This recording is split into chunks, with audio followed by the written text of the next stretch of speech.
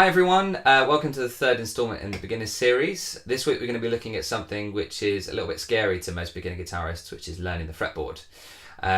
So in Western music there are 12 notes at our disposal. There's natural notes, sharps and flats within those 12 notes. So the natural notes are A, B, C, D, E, F and G, and then the sharps are either side of those natural notes. So a sharp is a semitone above a natural note and a flat is a semitone below a natural note. So let's take a natural note like G, and then if we go up a semitone, we get G sharp. If we go below a semitone, then we get a flat. So G sharp and G flat, and then G natural. Most of the time we just call the naturals just G, but it's good to clarify if you've just gone to a sharp to clarify that you're going back to a natural. Now, without getting too much into enharmonics, I'm going to post a little a blurb about enharmonics on the page. But in its simplest form, some notes do have two names. So for instance, let's take that note that I just played. It can be known as G flat because it's below G, but it can also be known as F sharp because it's above F. There's F, and then we go above and we've got F sharp there. So that in its simplest form is enharmonics. But as I said, I'll pop a little blurb about it so you can go a bit deeper into that. So there's, like I said, 12 notes, and obviously we've got tons and tons of those notes on the guitar repeated all over the place. We even have some of the same note repeated. So for example, we have, let's take E. We've got E here, and then there, and then there. Now they're all exactly the same octave. They sound texturally different because of the fact that they're on different strings that are wound thicker or thinner, but they are actually the same note and in the same octave.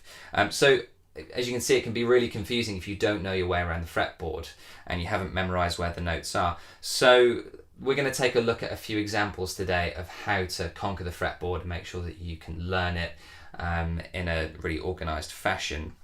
One little tip is to not take any shortcuts, so don't just learn the 6th and the 5th string and then learn everything by octaves. It's totally fine to try and work out the notes by octaves when you're learning it, but don't rely on that when you need to find a note. You want to make sure you learn them individually and you know where each one is and also what they sound like.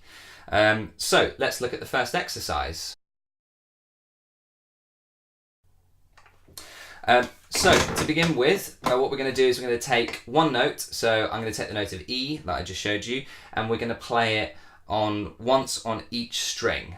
You can find some notes twice on each string depending on how many frets you have on your guitar. Sometimes you might run out of frets at the top here, but most of the time you can find it twice on each string. We're just going to take it once on each string, and what I want you to do is pop a metronome on just to practice it at home, and you're going to play it once on each string and then come back down again.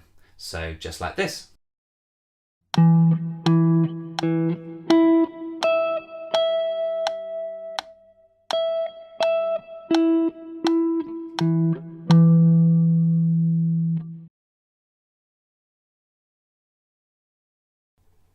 Okay, the second example that is good for learning the fretboard is to find the same note an octave above on the string. So if we take E again, we'll find E in its open position and then on the 12th fret. So just like this.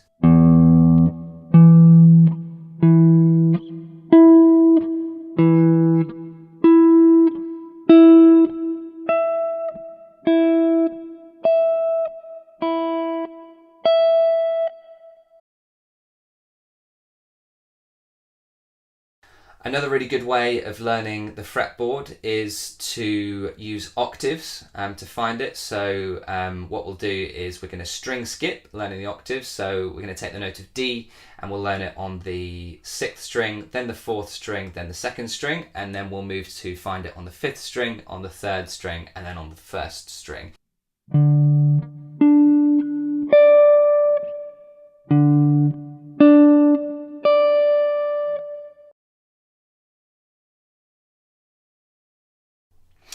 And then the fourth and final way that I'm going to give you to help conquer the fretboard is to learn in arpeggios.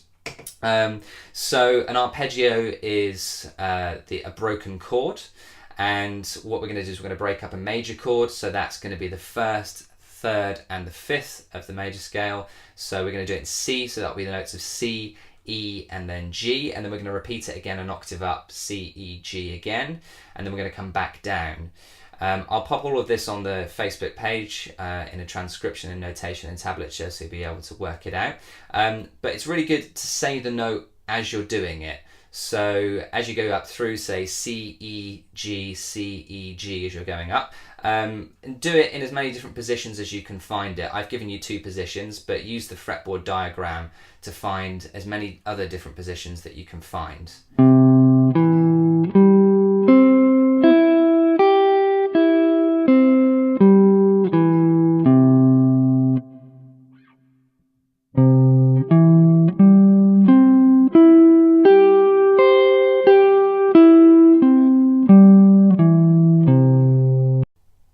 So with all these exercises, I would pop a metronome on, and as you go through your practice during the week, I would try and increase the speed of the metronome as you go through. So with most of them, try and keep it in quarter notes, so 1 click per note, and then try and speed that up as fast as you can, and make sure that you're getting a really good pure note as you play each one of them. So no muting, no buzzing. But other than that, there are a few more exercises that you can use for learning the fretboard, but those 4 there should set you off in the right direction. Any problems, any questions, feel free to comment or send me a direct message. The transcription in notation and tablature will be on the Facebook page as usual just after the video goes up, and I'll see you guys on the next video.